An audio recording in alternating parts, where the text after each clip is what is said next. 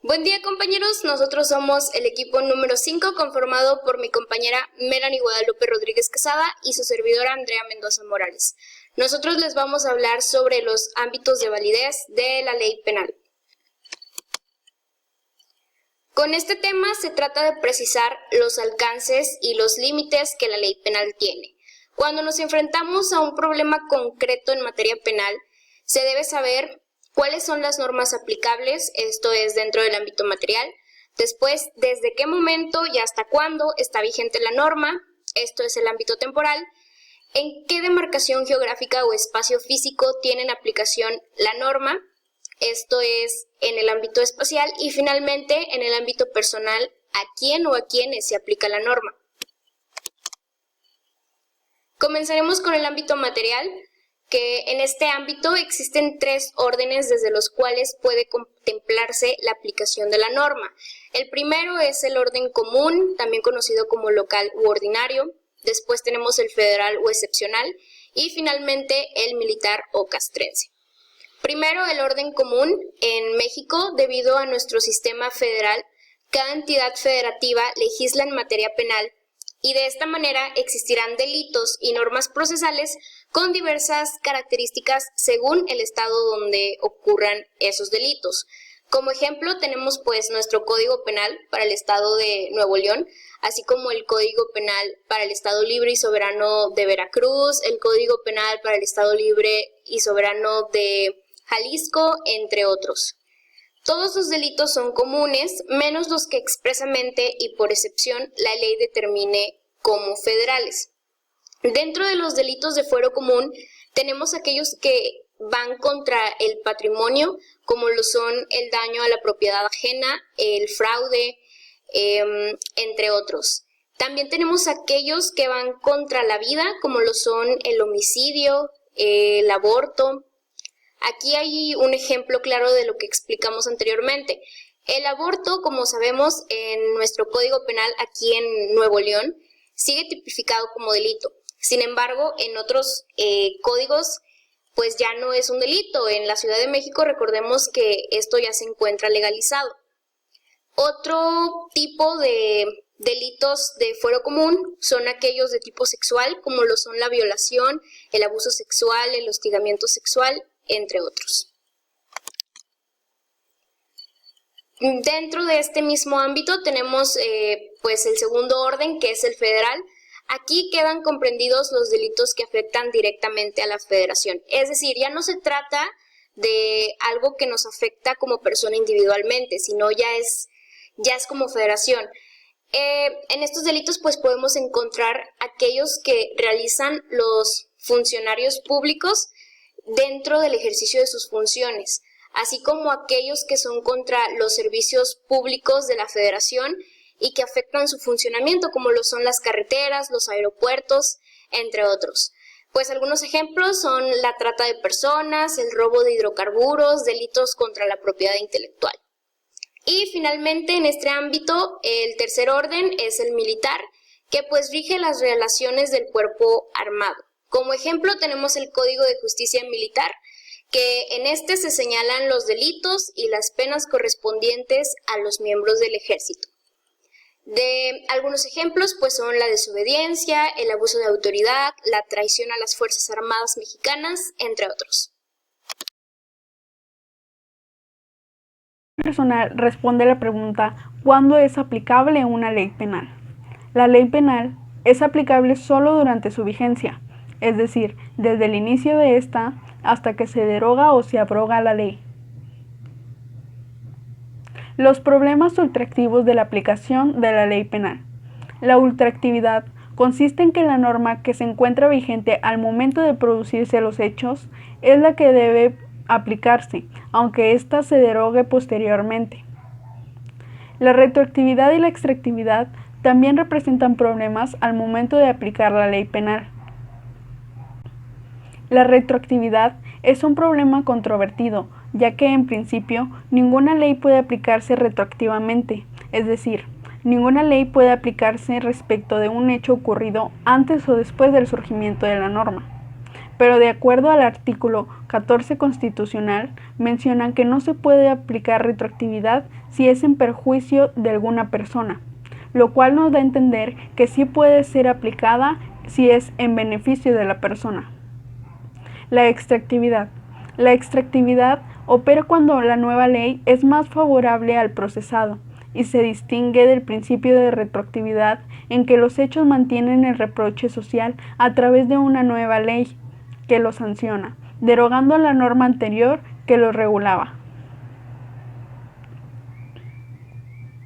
La problemática de las leyes penales intermedias. La ley penal intermedia es aquella ley que entró en vigor en un momento posterior a la comisión del delito y que se encuentra ya derogada en el momento en que se enjuicia. Como podemos observar en la pantalla, el Código Penal verde es el que representa el Código Penal vigente en el momento de la ejecución del delito. Y del otro lado se encuentra un Código Penal rojo, el que representa el Código Penal vigente en el momento del enjuiciamiento del delito.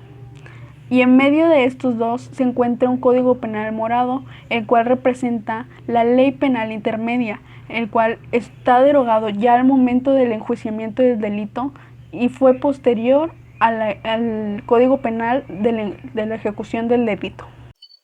Otro ámbito de validez es el ámbito espacial. En este nos dice que la ley debe aplicarse en el espacio-territorio donde fue creada. Debe tener aplicabilidad en su propio territorio y no en otro, salvo en algunas excepciones que serán presentadas más adelante. Para comprender mejor este tema es necesario definir dos conceptos. El primero es territorio, que es un elemento esencial del Estado. Este es la porción espacial en la cual un gobierno ejerce su poder. También tenemos el lugar de comisión del delito, que esto lo podemos incluir en el principio de territorialidad. Este principio se refiere al criterio de conexión de una norma con un territorio. Básicamente entendemos que cuando una norma es aprobada en un territorio, esta tiene eficacia en este mismo.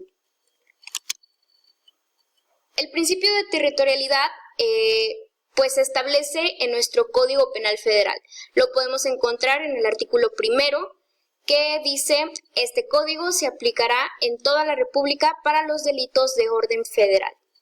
Por otra parte, tenemos el principio de extraterritorialidad.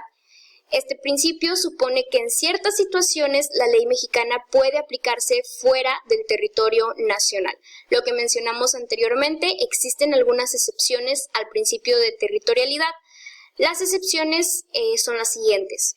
En el artículo 2, en la fracción segunda, las excepciones son los delitos cometidos en los consulados mexicanos o en contra de su personal cuando no hubieran sido juzgados en el país que se cometieron.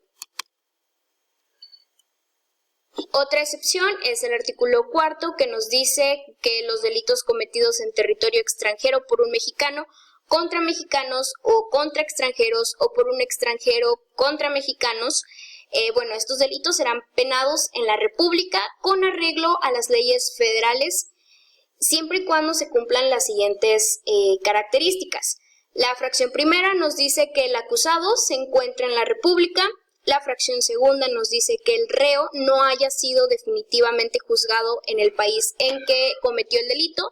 Y la fracción tercera nos menciona que la infracción de que se le acuse tenga el carácter de delito en el país en que se ejecutó y en la República. La siguiente excepción se encuentra en el artículo 5. Se considerarán como ejecutados en territorio de la República aquellos delitos cometidos por mexicanos o por extranjeros en alta mar a bordo de buques nacionales. Los ejecutados a bordo de un buque de guerra nacional que se encuentre en puerto o en aguas territoriales de otra nación. Esto se extiende al caso en que el buque sea mercante, si el delincuente no ha sido juzgado en la nación a que pertenezca el puerto. En la fracción tercera nos dice que son aquellos cometidos a bordo de un buque extranjero que se encuentra en puerto nacional o en aguas territoriales de la República, si se perturba la tranquilidad pública o si el delincuente o el ofendido no fuera parte de la tripulación. También la siguiente fracción nos menciona que los cometidos a bordo de aeronaves nacionales o extranjeras que se encuentren en territorio o en atmósfera o aguas territoriales nacionales o extranjeras, en casos análogos a los que señalan para buques las fracciones anteriores, y finalmente los cometidos en las embajadas y legaciones mexicanas. Como podemos ver, son casos muy específicos, pero pues sí existen las excepciones al principio de territorialidad. Sí se puede aplicar una norma pues fuera del territorio. Además de los principios anteriormente mencionados, también tenemos lo que es el principio personal, el principio real o de protección y el principio de justicia universal. El principio personal básicamente atiende a la persona en sí, es el aspecto que determinará la aplicación de la ley. En este principio nos podemos referir, por ejemplo, a la nacionalidad o en casos de que la persona sea menor de edad y sea inimputable. Por otra parte, el principio real o de protección pues se refiere a los bienes jurídicamente tutelados. En atención a ello se determina el estado que debe sancionar al delincuente. Recordemos que los bienes jurídicamente titulados son aquellos que el Estado protege, como lo son el derecho a la vida, el derecho a la familia, el derecho a la salud, entre otros. Y finalmente, el principio de justicia universal. Este principio básicamente nos dice que todas las naciones deben tener el derecho de sancionar al autor del delito, al infractor de la ley. Dentro de este ámbito podemos encontrar también la figura de extradición. ¿Qué es la extradición? La extradición es la entrega que hace un Estado o un país a otro de un acusado o condenado que se ha refugiado en ese país. Dentro de esta figura podemos encontrar dos tipos. Estas son las más importantes: la extradición activa y la extradición pasiva. La extradición activa se refiere al que solicita la entrega del delincuente. Es el Estado o el país que solicita la entrega del delincuente. Del otro lado podemos encontrar la extradición pasiva, que pues es el país o el Estado que hace la entrega del delincuente. Este es el país donde se refugió el sujeto. Y dentro de la extradición, relacionándolo un poco, pues podemos encontrar el derecho de asilo. El derecho de asilo es la protección que el Estado mexicano, en este caso, otorga a un extranjero considerado perseguido por motivos o delitos de carácter político o por aquellos delitos del fuero común que tengan alguna conexión con los motivos políticos cuya vida, libertad o seguridad se encuentren en peligro, el cual podrá ser solicitado por vía diplomática o territorial. Hace relativamente poco tiempo, aquí tuvimos el caso del expresidente Evo Morales. Nuestro presidente Andrés Manuel López Obrador pues le dio asilo político pues debido al golpe de estado que hubo. Este derecho se encuentra en la Ley sobre Refugiados, Protección Complementaria y Asilo Político aquí en México. El derecho de asilo es un derecho internacional, es parte de los derechos humanos y pues este derecho básicamente lo puede disfrutar cualquier persona fuera de su país de origen en caso de que sea perseguido por motivos políticos. Este derecho lo podemos encontrar en el artículo 14 de la Declaración Universal de Derechos Humanos. Y como un dato interesante, pues tenemos que la primera aparición de este derecho fue en España en el año de 1978. Y bueno, esto sería todo por mi parte. Muchas gracias.